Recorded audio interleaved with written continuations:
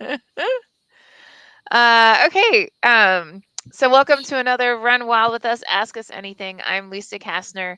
I'm the founder and executive editor of Running Wild and RIZE Presses, and I am here with you every week or almost every week, along with our amazing editors, such as the fantastic Peter Wright, who is here with me now. And we are here to answer any old questions that you may have. It can be around storytelling, publishing, the process of publishing.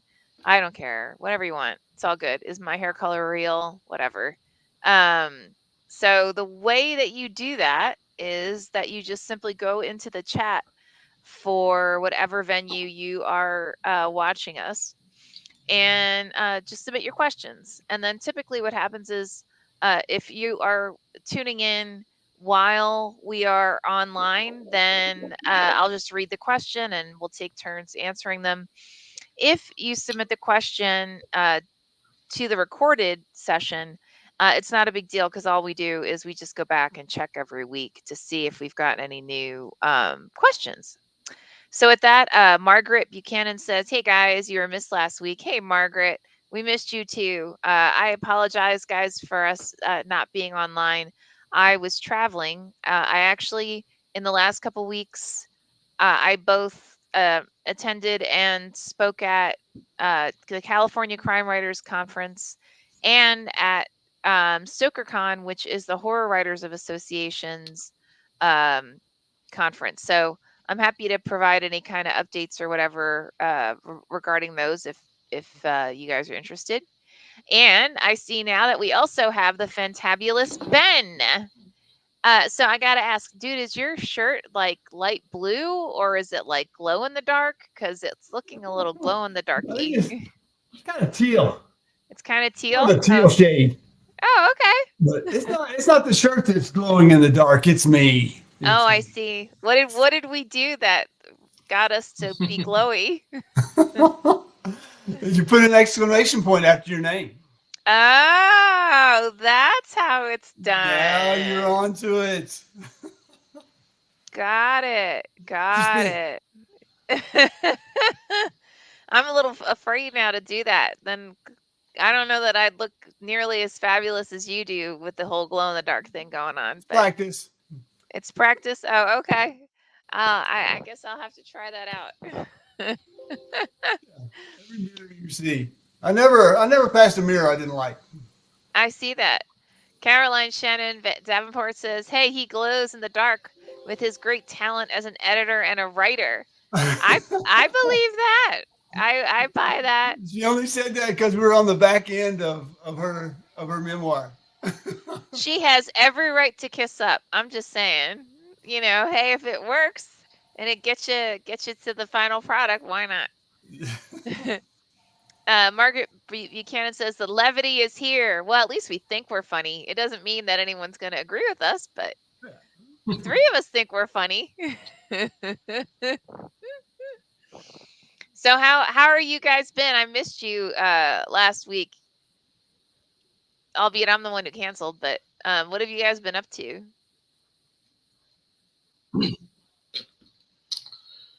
Just just working on stories. I just now sent off a email to my next author, I believe lives in the Netherlands, and getting ready to work with his novel going forward.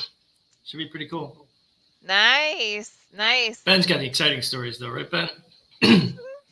Oh, I'm in the same spot. We just Caroline is about to finish up. We're already talking about blurbs and acknowledgments and a third person bio, and we're about ready to turn it over to production.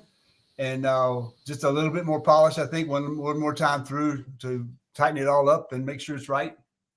And then I've got the short story selection scheduled for sometime between now and July 1st. And then I'll go back and pull Tim's NFG book, that manuscript, back up to resurrect it, and then Wretched is next, Woohoo! and then the other one. Oh, I'm going to forget the title, but it's right after that. Not I've already talked to the dispossessed. author. Is it that one? No, that's not right. It's after Wretched with the one we talked to this week. The Yeah. author was a little worried. Yeah. I know what you're talking about. Yep, Yeah. absolutely. Rod Anyway, Gilly says, I just arrived. You're speaking of the wizard. Cool. And hello. CJ says, hello, 8 p.m. in Pennsylvania, and I'm in my PJs. I am so jealous. I literally just logged off of my day job. So once this is done, I'll grab a bite. Caroline says, you are funny and smart and talented. Man, she's bringing it. Margaret says, I'm just waiting to get started. Well, you know what? We are really looking forward to getting started and really just knocking it out the park with you. So that's fantastic. I actually been DJ and working. PJs has got to be a title. That sounds like a title, doesn't it? Well, I've been working on a special project that has kind of sidetracked me from the novels and so on that I have on my plate. That said, I am intending on um, getting back into the swing of things. Hopefully in the next week, I'd say. But I can talk about the special project. I'd say maybe in a couple weeks, but right now we'll just keep it as like some type of super secret thing. That way it sounds all important and everything. Um, but I did. I mentioned, I was at the California Crime Writers Conference. They have this really cool thing. Actually, it was me and Cody, and they have this cool thing where they call it Consult Fest, I believe, and they invite editors and I think agents actually to come and review the first up to 2,000 words of a submission, and just sit down one on one with the author for like 15 minutes and provide them written feedback and so on. And I have to say, I was really impressed with the submissions that I saw, that I had a chance to review with. I'd say overall the authors were amazing. They were really, really receptive to feedback. And now, mind you, I'm one of those weirdos. Like, I can't just give you feedback like, this doesn't work. I try to give you some techniques on and on how to actually improve the piece, and just some things to think about as they're continuing forward. A lot of times I just end up asking lots of questions as well, and with the same concept that to really kind of get people thinking about the work and what their intent is and so on. So again, just really a great time, very, very positive. So if you are a crime writer or like a thriller writer and you would like a positive experience in terms of a conference in the future, definitely look up the California Crime Writers Conference. It will definitely be worth your time. Caroline says, I'm in mine too. PJs. Talk about all your special projects. Oh, yeah. Now, some of them, I have to wait until I get the sign off from the individuals I'm partnering with. But once I have that sign off, then I'll be more than happy to do so. Um, Now, the other thing, the StokerCon, it was actually in Pittsburgh, Pennsylvania this year, and I didn't know what to expect because I haven't been to Pittsburgh since I was like a kid. So it was a really nice venue. The people there were fantastic. All of the conferences and the like the panels and everything was like top quality. I'll be honest, you don't have to be a horror writer to attend StokerCon. It's just that it's focused on, horror writing and looking at the craft of writing and publishing and, publicity and so on with that lens. Uh there they also have an award ceremony where you can win a Stoker award, and it's also, top grade, top notch um, award ceremony. Really, really, I mean, just had an amazing time. Had an opportunity to meet some phenomenal people, and including some icons of mine that It's one of those, you sit there and you say, like, I'm really talking to Amakatsu. I never thought that this would actually happen. Holy crap. Okay.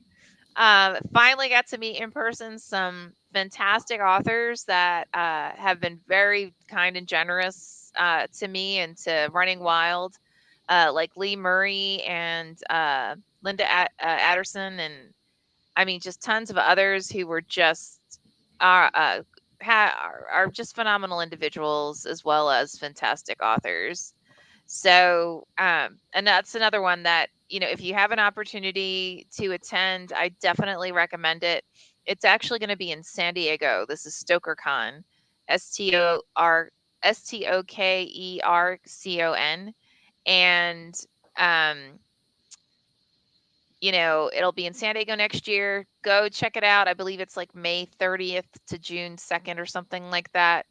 It will definitely be worth your time. And also, if you do enjoy a good horror story, then look at the finalists for the StokerCon Awards.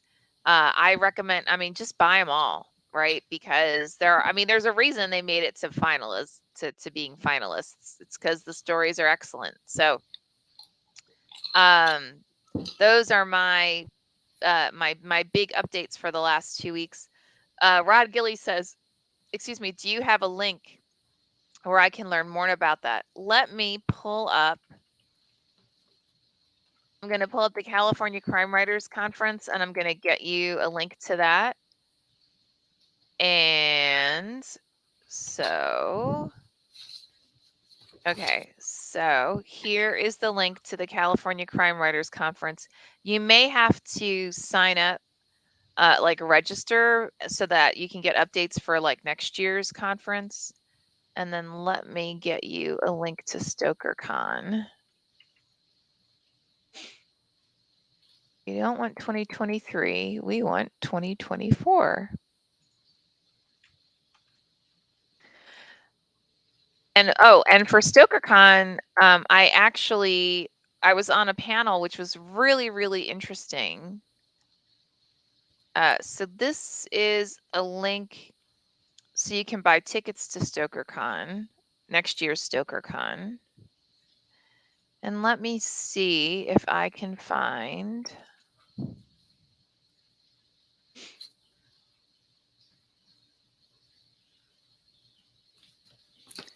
I don't see a website for it yet. Yeah, I don't see a website for it yet. But if you want to get a sense of what it'll be like, here's a link to the 2023. Well, actually, let me.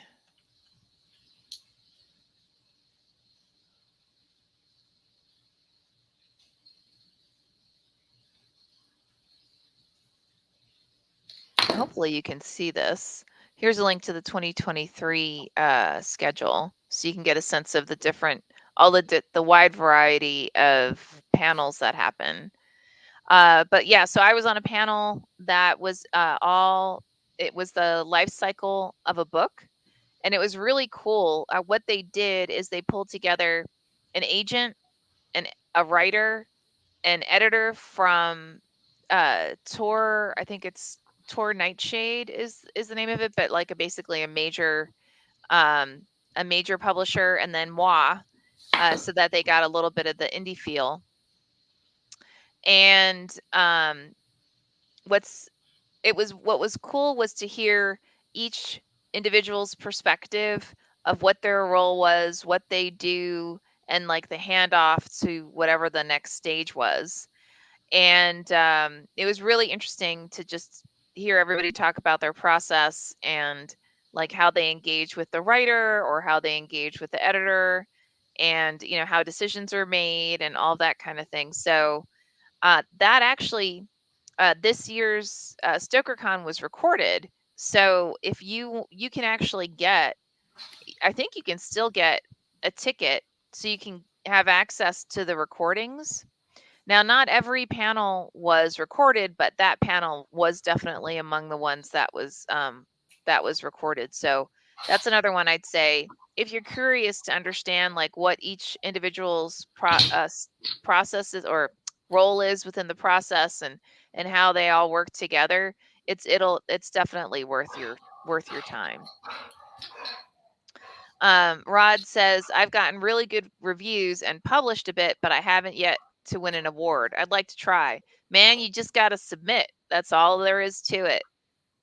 Just keep submitting your work in for reviews and see who bites, because you might be shocked as to, those that you're given consideration for, or ones that actually give you awards. Like when we won our first best of for Kirkus reviews, we had no idea. Actually, somebody pointed it to us.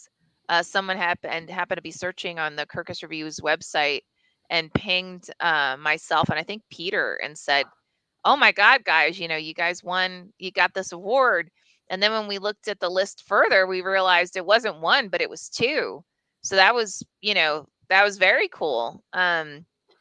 So yeah, you just have to keep sending it in. The real, I wouldn't say challenges, but the real one thing to be aware of is all of these awards, the timing for submitting pieces in for them varies really significantly. So if you have specific awards that you're interested in, just go on their sites and check for their deadlines for submitting and like the rules around submission, because sometimes the rules, I mean, they exist for a reason, and typically one of the reasons is like if you can't submit something in the right font or with the right information that they're asking for, then you're immediately taken out of the running. So just make sure you really, really follow the rules that they put in place, because you want to make sure you've got the highest likelihood of winning as possible, right? Yeah. Can I say something? Of course. Sorry. No, no. I was just agreeing with I want to agree with your um, statement that following the rules is super important. Mm. I mean, you want to make sure that you clear every barrier so that the editor or the reader isn't having to climb over things or having to figure something out because it's not in the proper format. Like I read manuscripts from time to time just to see which ones I want to work with, and some of them are in different fonts. And when I was starting out, I'm like, why Times New Roman? It's so boring, it's so flat, it's so nothing. Well, if it's not in Times New Roman, I don't want to read it because it just doesn't work with my mind. It's got to be in that format. So it's like, it never made sense to me until I was on the other side of it, that font matters. Font matters, right, Ben? Font matters. Yeah, I mean, Consistency matters. what matters? Sorry. Consistency. Consistency. Yeah. Don't change fonts in the middle of a paragraph. If I've seen anything, that. it pulls us out of the story. Yeah. Like, I know the intent is that, look, you're providing focus on a specific part of the paragraph, but it just pulls the reader out of the story. So Rod says, "Oh, that's awesome. You didn't even know it was coming. Bet that was super exciting." I want to say most of the awards we've won, we didn't know. We weren't aware that it was coming. So, because some places you're just automatically by default put in the running because you've reached a certain tier. So the way Kirkus handles it is anything that got a starred review is by default in the running for best of the year, which we just didn't know that. So and I think one year they did notify us that one of our books made it, but the others we never received any kind of like formal notification. So Caroline says, question, do you, Lisa, Ben, Peter have an agent? I don't see the point now. So I'm gonna punt to these two. What do you think? Like, A, do you have an agent, and B, like, what do you think's the point of having an agent?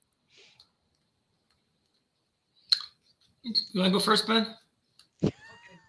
because I'm a poet, so the answer is no. You try to get a book of poetry to an agent, Mm.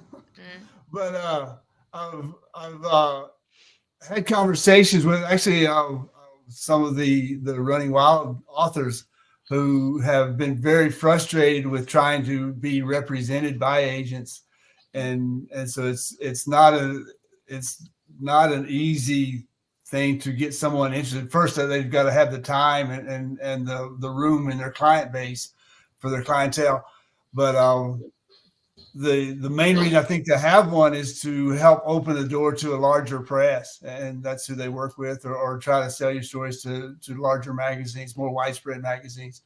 And so the point there's so many ways now I think to get your work. Submittable has so many different opportunities to get your work in front of a publisher that it is your agent in a lot of ways. Submittable is your agent, and just be selective about who you want to submit to. And um, I never look at the ones with a fee, the submission fee. It's because it'll, especially with a poet, you'll go broke quick. But so that's my look at it. Some of the authors, I know the one I mentioned earlier, Tim. He got very frustrated trying to get his work in front of an agent, and they're just you've got to pick the one with the right personality, and because it is a relationship, you've got to look for the relationship with your agent, and it's a professional relationship, sure, but it's also a very personal relationship because of the nature of the work you're trying to get out there, and they need to understand it and understand where you're coming from as well. Yeah, I agree. It opens more doors for you. Opens doors to larger publishing houses because the agents all know the people at the different houses, so they know who this person would like this, that person would like that. So it just gives you more opportunity. But we've had agents contact us for their clients, right? Oh So yeah. Yep. Yeah, I mean, we still we actually have relationships with a couple of agents because we've published some of their authors. Um, Now I agree with everything Ben and Peter said, and you know, I'll do the classic. It depends on what your goals are. Is the whole purpose of having an agent, right? Like if you want a bigger house, if you want a broader reach. In all honesty, because I mean, one of the biggest benefits, in my opinion, of going with a larger house is that, I mean, they've got a team of hundreds, if not thousands, that are behind their list of stories. And, that includes marketing and publicity and, just really having the ability to, like, they can knock on the door of like a Costco and say, hey, this looks like it would be a great sell for you guys. Now, of course, it's going to be based on each individual story is going to be different, how they approach it.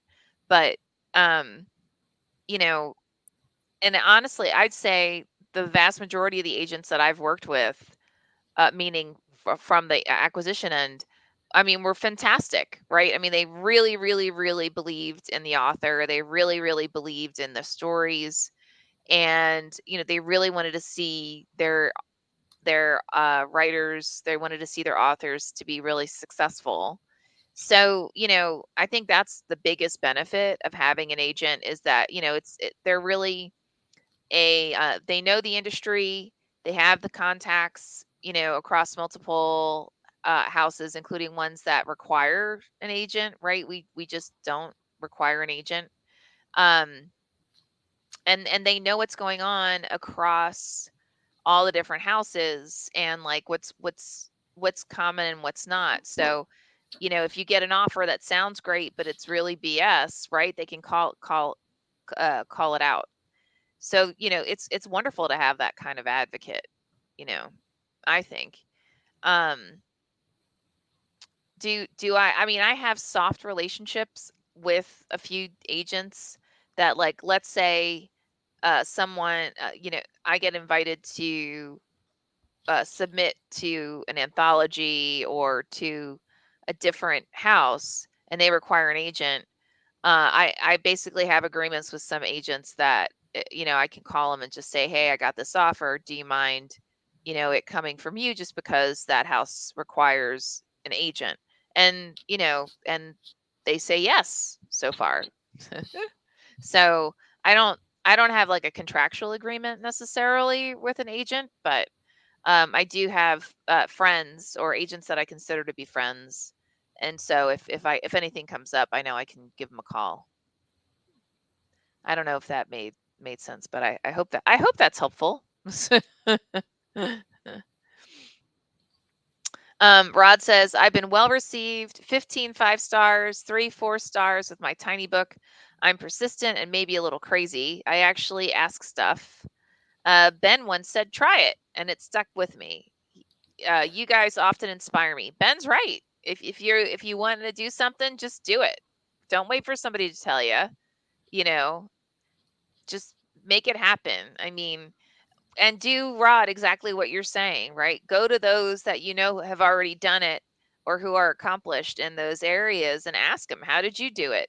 Because they'll not only tell you how they did it, the really cool ones will tell you what not to do or what may have been painful in doing. And so that it'll help you, kind of navigate everything more easily.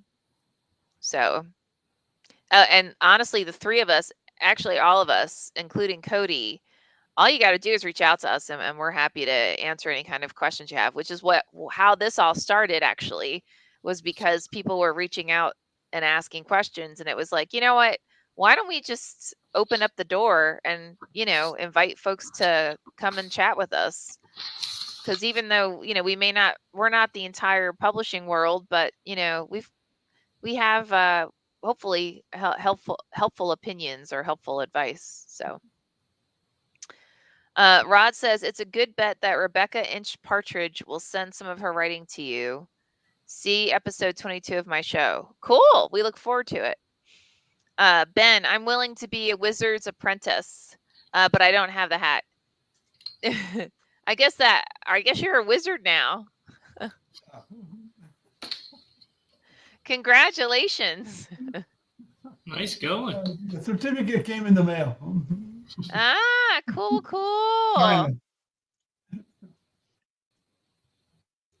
Very cool. Have you guys ever, now I'm just being nosy. So Peter and Ben, have you guys ever tried to get an agent, and what was your experience in doing that? I tried a book I wrote a long time ago that I really believed in. I sent out to a bunch of agents, like way more than I should have. But my experience was that many of them got back to me, but a lot of them didn't. And that's what's frustrating. It's your manuscript goes into a black hole. You have no idea what's going on with it. It could be in the garbage. It could be on top of the slush pile. You don't know. So there's a good reason for that, because they're busy. Because that's what they do all day, every day. They read manuscripts and they choose which ones they're going to work with. Then they move on to other aspects of it. But the communication wasn't always there. That was my biggest disappointment. I would agree. It's I think I pulled up some names from it must have been poets and writers in their ads and leads, and but it was a black hole, like Peter said. They're just so swamped, especially when it hits a site like poets and writers. Once every poet and writer and greeting card picture taker is sending stuff in there. So it's you just got to realize it's a garden with caliche. It's just tough to break the soil. Caliche garden. A caliche. Look that up. Right. Rod says he has been since before. Oh, you're a wizard since before January 1st on your show. Remember? Oh, okay. Well, there you go. There we go. Caroline says, yeah, it made sense, Lisa. I had a great agent. Clyde Taylor of Curtis Brown. I've been reluctant to reach out to one. Maybe I will. Yeah, Curtis Brown is infamous for being a really great agency. So that doesn't surprise me. Although what Peter and Ben both said about it really being about, relationship and, you know, just, finding someone who not only believes in your work, but like you've got really great rapport, that is so critical. And yeah, I mean, that's true in any kind of business relationship and well, in any relationship, but um, I think it's true as well with your editor that you have a really strong and healthy rapport so that the editor's doing and making suggestions that are really just to elevate the story, right? And to bring you to have you come forward at the absolute best that you can. But cool. Yeah. Well, wow, we're already a half hour into it. Good Lord, people. That's fast. Well, yeah, it is fast. Um, Rod says, I wonder what mythical being Peter is. He is rather quiet, contemplative, perhaps king of the elves? I'm not touching that. I don't know, Peter. You may need to. That's on you, man. If you wanna. No.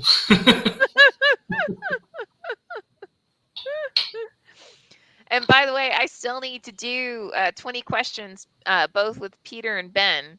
So, you guys, for those of you who are watching and may not be aware, we just initiated a new series called 20 Questions where I'm just sitting down with authors and editors of Running Wild and Rise and asking them. It's actually more than 20 questions. And then we're putting them out on a periodic basis. So hopefully you guys really enjoy it. And if you may have missed it, we also reinitiated the Storytellers Happy Hour with me and Teehee, and that'll be monthly. It'll be the third Wednesday rather of every month, and we're going to invite various individuals to come and be given a prompt and just tell some random story while either imbibing or having your favorite mocktail. And it's just to have fun. I mean, yeah, that's basically it.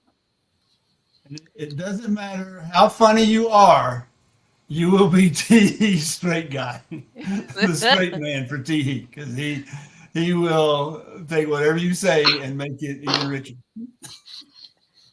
That's 100%. That's why that man's in charge of the Storytellers Happy Hour because he can basically take anything and make you go, "Oh, who knew?" So these are stories you just make up on the spot? He has these like prompt cards, Right. so he'll like pull a random prompt card and then read from it, and then yeah, you just well, most people will put in that a story based on their own lives, like it won't be completely random. But it can Right. be. Yeah, you can totally do a totally random one. Mhm. So like literary improv, huh? Yeah, kind of. Teehee compared it to the Moth. I don't know if you're familiar with the Moth, but it's a program where it's live storytelling. So Caroline says, yes, I want Ben to be my editor forever. Yeah, I'm not touching that one either. That's totally on Ben. Yeah, there are some novels that forever is a good time frame. Yeah, like That's what is it? realistic. What the F or uh The NFG, no F's given. NFG, yeah. Yeah, Yeah. he's been working on it though. We have been in touch. He's been polishing and I'm about to see where we are. Oh, okay. Cool. And Uh he wants it right, and I don't blame him. We'll get it right. okay. Versus me, I'm like, "Oh, look, good enough." Boom. Yours was right going in. Well, so far, actually, I've gotten some very positive feedback on it. So, fingers crossed. Rod says Lisa is the undisputed queen of the small press universe. Okay. Curious, do you have a magic mirror? I do not. Although that would be pretty cool. I'm down with a magic mirror as long as it's not taking me to hell. But actually, that might actually be kind of interesting because then I could come out with more stories. But eh. Can't the wizard give you a magic mirror? Yeah, there you go. The wizard. The wizard Ben needs to come in with a magic mirror, and then Yeah. we can just take it from there. Yeah, I would, but I stole it from the kingdom of the elves, so I can't show you because they'll know who has it.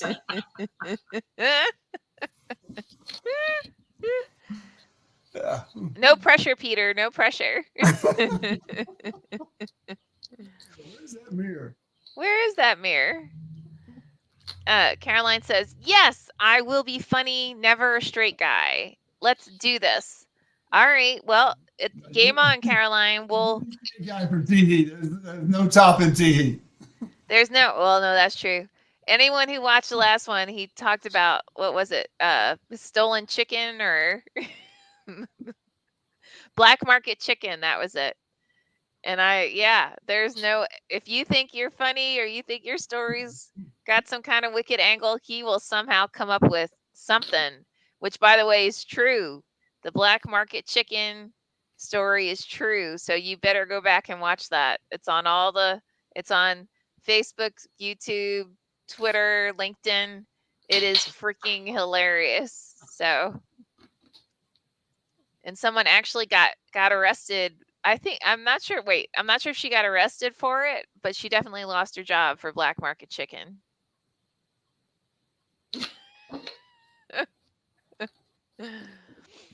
Rod says a wizard, a elf king, and a queen. Running Wild press can't lose. I often sing your praises, but I need one of those cool medieval guitars. I wouldn't mind one, a cool medieval guitar. That would might be kind of fun. Um, and thank you for being so kind as to sing our praises. That's very generous of you. So awesome. Now, okay, guys, if you've got again any questions, go ahead and just pop them in the chat. If someone's watching this, you tuned in a little bit late, it's not a big deal.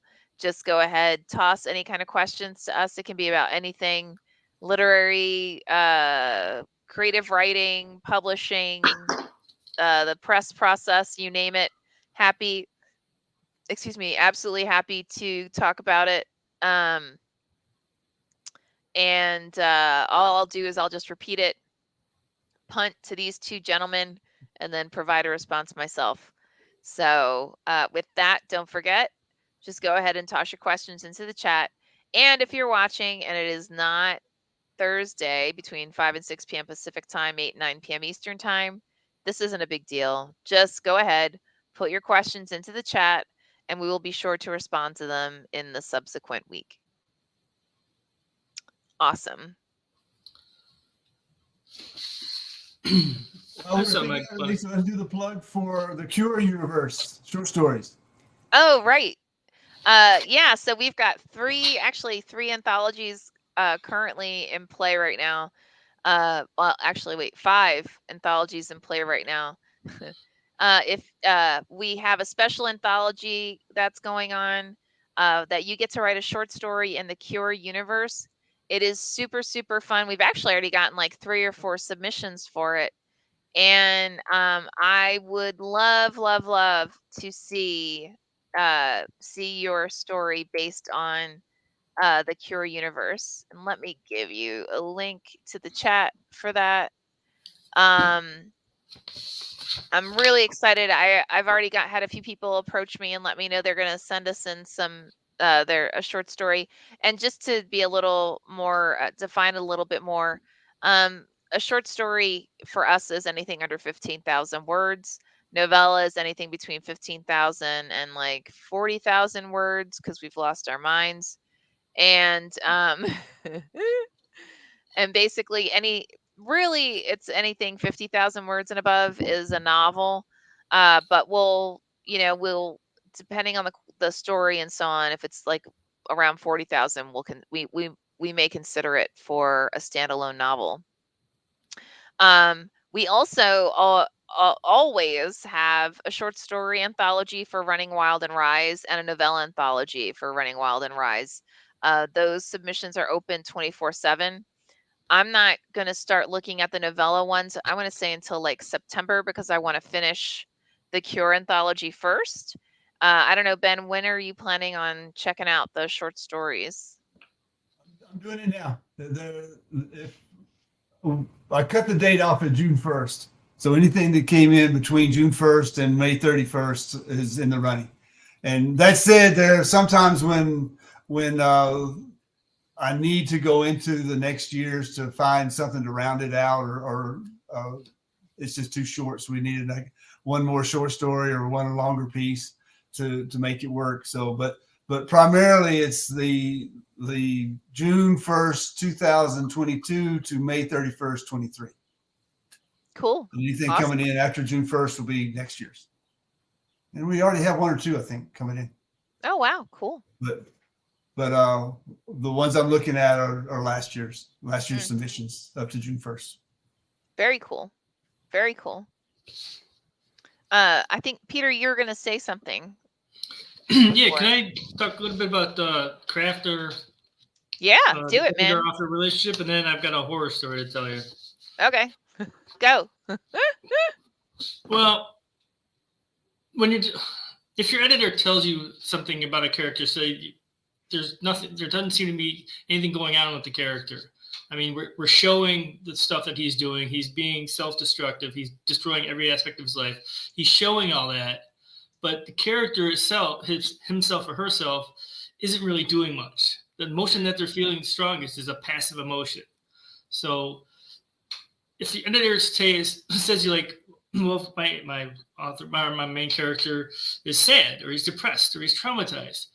Yeah, I get that. I knew I was doing this with one of my authors earlier. It's like, I understand his state of mind. I can see why he's doing it, but I don't see the conflict between him feeling those emotions, feeling that trauma, feeling that sadness, and fighting to not feel it, fighting against it. So you get the conflict within the story as well as the conflict within the main character. Mm-hmm. So it's just something I wanted to point out because it's super important in terms of keeping the story exciting and the plot moving along.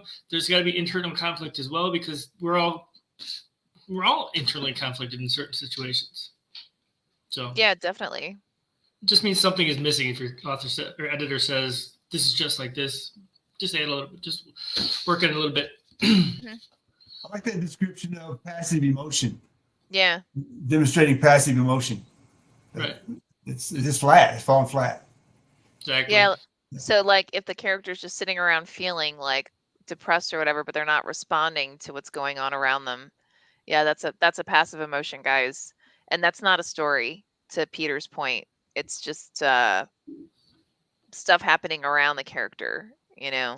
And really story is conflict at the end of the day. However you want to define that. So right. Yep. Cool. I thought you mentioned you had a horror story you wanted to share? I want to share it, but I don't know if I should. Oh, okay. Well, you don't have to. I can go to the questions in the chat. So, yeah. Caroline says, "Are any of you going to get any downtime this summer? What are you going to do?" I get a lot of uptime, not a lot of downtime. Yeah. No. How about you, Ben? No. It's rattle off that list again. It's I'm looking at editing it all the way through August, and then I'm sure something else will be there. Yep. Yeah. Yeah. No. Nothing. No such thing as downtime. So that's writing time. Downtime is my writing. Downtime is my working out. So I don't think that counts. CJ asks, besides the cover art, do you provide any other graphics or can the author commission other graphics? We basically just provide the cover art and you're welcome to use that in any kind of promotional material that you may have. We would have to if the author wants to commission other graphics, I mean, we're happy to talk about it. We have a specific uh, company that we work with for all of our cover design and actually any kind of graphics. And he's very, very open. So, if you have some kind of ideas that around leveraging your cover art, just reach out to us because we're happy to kind of, uh, bring it forward to it's Pulp Studios is the company and the owner is Amir. So we're happy to bring it forward to Amir. She just added she's thinking of bookmarks or a poster is what she's got in mind. Oh, yeah, they're both good. You can just go ahead and use the cover if you want, but if you want it adjusted for like a any kind of poster or bookmarks, just let us know and come give us the concepts and then we can bring it back to Pulp Studios and see what he comes back with. So Rod says, use your magical powers, please. I will not fail because I didn't try. Still, a question. Will I become a successful writer in the next 10 years? I'm punting to the wizard and because I don't know. I hope so. I really do. Doesn't mean I am one. I as long just keep going at it, man. I mean, their author. I still remember one of the very first writers conferences I went to was the Philadelphia Writers Conference, and my instructor pulled me aside and said, like, you're a great writer, just don't give up. It may take you until you're 50 to get published, and uh, that I wasn't he's right. I mean, that's it. You just have to keep going at it, right? Because you don't know when you're going to finally break through. None of us really do. So, And I would fall back and say, if you're writing, you're successful. If you're equating success to money and fame, hang it up. yeah. Because it's the process that matters. It's the love of the tools and the craft. That's success. That's not what you're talking about. I know it, but it's still got to be the foundation. Mm-hmm. Actually, that's a great point. So, and just so you guys know, Margaret just asked for a link to Pulp Art Studios. So, Amir actually did an interview with 99 Designs, and so I just put a link to the interview in the chat, and I think he provides in it. Let me see.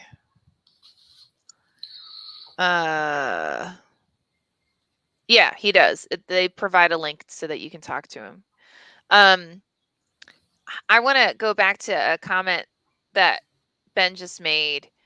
You know, there's so many people become writers because they think they're going to become like wealthy and famous and everything.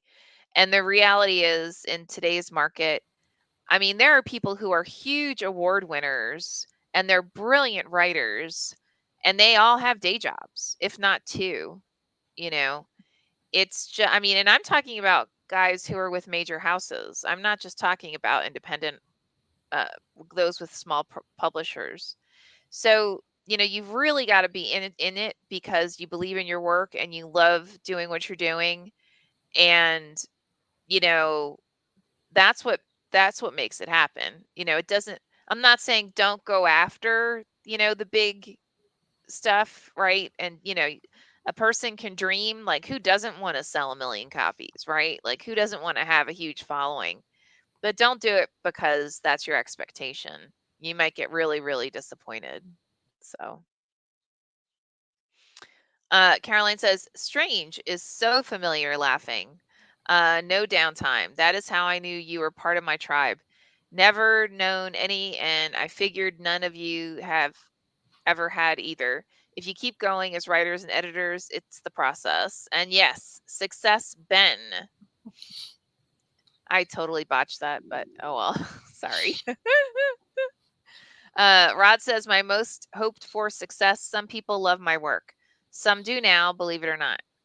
Yeah, I mean, I'm just happy when someone reaches out to me and they're like, I'm not a reader, but I read your book in 24 hours and I loved it. It's like, wow, cool. You know, but so that's all. All right, guys, we've got 10 minutes left. You've got 10 whole minutes to pick our brains until next time. I don't know, Ben and Peter, do you guys have anything interesting coming up? There's the Southwest Writers has a military anthology coming out in July. It's called Holes in Our Hearts. Oh, cool. And it's a military anthology by veterans. I've got 9 poems in it, so right there is worth it. Totally. I'm buying it. But, do you have a link to it? Oh, I'll have it ready next time. I want to Okay. make sure that they're ready to release it. But Okay. I have a reading in Santa Fe in the Santa Fe Public Library on the 12th of August. There's a group of us that we're regionally located here in New Mexico in the same kind of area. So we're getting together and we'll have a collective reading because it is an anthology and I imagine it's full of not only different services but different time periods of when they served, and usually those come out good because you see the natural perspective of what it means to serve in the military is the same thing, but then you start hearing about veterans in the 60s. We're not veterans in the 80s. We're not veterans in the 2000s, and not veterans now. So there's different perspectives anyway. And so that one's coming out. Then I've got a poem coming out in Maintenance 17. It's a Dada bunch. I don't know how I got mixed in with the Dada. I am so straightforward, but they're and not. No, I never melted a watch or anything, but they had the theme was peace fire, and so it's about you'll hear about ceasefire, but you never see the real effort to have a peace fire. Mm-hmm. So I wrote them a poem called Peace Fire, and they accepted it. Whoa! Miracles So it's coming do out happen. pretty soon too. Very cool. How about you, Peter? What's going on? Did you finish editing your own work? Can I see it yet? I should have the first chapter done soon. Okay. Done. Okay. Cool. Rod says, give me the creepiest prompt you guys can come up with and I will run with it and submit to Cure. Nope, Rod, you've got to go read Cure and then based on the world that's set in Cure, come up with a story. That's how that works. So, just saying. My idea for the short story that's coming is called Coyote. Coyote? Oh, Yeah, it's going to Lord. fit right in. It will, actually. It's right there with Family Pack. Oh, yeah. And so, for those of you who may not be aware, the follow-up to Cure is going to be called Family Pack. And we're just now in the middle of the production process. So we're looking to have it out in the beginning of October of next year. So I don't know. I had fun writing it. I don't know, Ben. Hopefully you had fun editing it. So I think it's a good background piece to show the lineages that are of. It goes back and explains a lot about Cure. So it's a good foundational piece. Which sounds incredibly boring, but believe me, it's with exciting highlights through history. Yeah. You got werewolves changing into bears. Yeah, why not? How could you go wrong? We got vampires that aren't That's vampires, right. and Yes. yep, we made queens and kings, all kinds of wicked monsters. No So elves, Peter. No elves. nah, no elves. I don't think we had any elves. No, I don't think so. Now we just need to figure out for the next one, where do we want it set in? Like, do we want to go to Japan? Do we want to go to Korea? Like, do we want to go to Africa? Like, yeah. Where else do we want to go? Like, that would be kind of, that's what I'm trying to figure out now. So if anybody has any opinions, uh definitely reach out and let me know, cuz uh we've got a whole world to play in. So, Okay. yep. With Coyote. It is. He's going to be in the hospital. He's going to start off in the hospital where Javier was.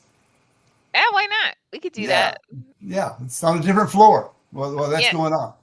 sure. Why not? We can do whatever we want. Rod says it takes me a month to read a novel, and I have Lovecraft, Poe, Hayes, and Crundon to read for TBR reviews.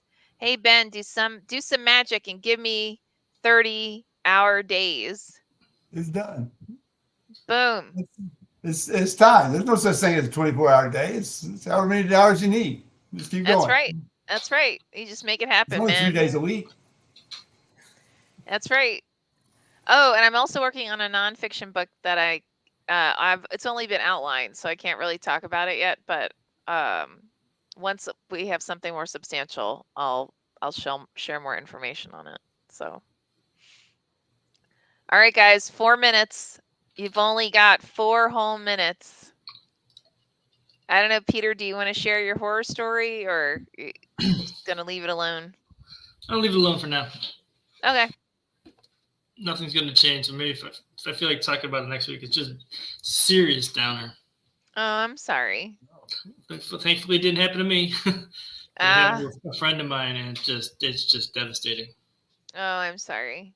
Well, hopefully things will turn around. So, Mm-hmm. how about you, Ben? You got anything else you want to share? Oh no, that caught the two forthcoming. Mm, Oh, actually, Midwest Press has another anthology of military work coming out later in the summer. I'm in that one as well. So, if you're a poet, journals are the way to go. Anthologies are the way to go. Evidently, that's yeah, true. Yeah, yeah. seriously. Look for anthologies and like collection. Well, collections are just all your own, Yeah. so you can always do your own collection. But yeah. And it's I don't know. Sometimes I think, well, I've got a lot more, and that's why I like even the peace fire piece was not necessarily military focused. It was Hmm. kind of socially focused, Hmm. and so it's I don't like to get stuck in oh, you're a warrior poet. No, I'm not. I'm a veteran with stories. There's a Uh, difference. There is a difference. Rod says horror story: big scary troll in the king of the elves closet will introduce himself tonight. Boo! Got you, Peter. Margaret says an excerpt of my MS was published in Bellevue Literary Review, issue 43. Wow, congratulations. That's Nice. fantastic. That's awesome. Margaret, Nice. if you got a link to it, put it in the chat so we can share it with everybody. And when Ben has his links, he'll provide those as well. I want to make sure they're ready to release that. Okay. The they're giving out they're selling the author copies Oh, and got it. contributing copies. The extra ones for authors, contributors. Got it. But I want to make sure that it's going to be posted when it's going to be posted. Okay, cool. And by the way, guys, anyone who's watching, if you've got recent works that have been published, please provide the links in the chat so that when folks are watching, they can go back and they can go through the comments and discover your work. So please do so. That would be amazing. Awesome. All right. Well, with that, I want to say thank you so much yet again to Ben and Peter. As always, you guys are phenomenal. And thank you to Rod and Caroline and CJ and Margaret and everybody who came forward and asked tons of questions and just really made this a super fun time. So, with that, we will talk to you guys next week and have a phenomenal time.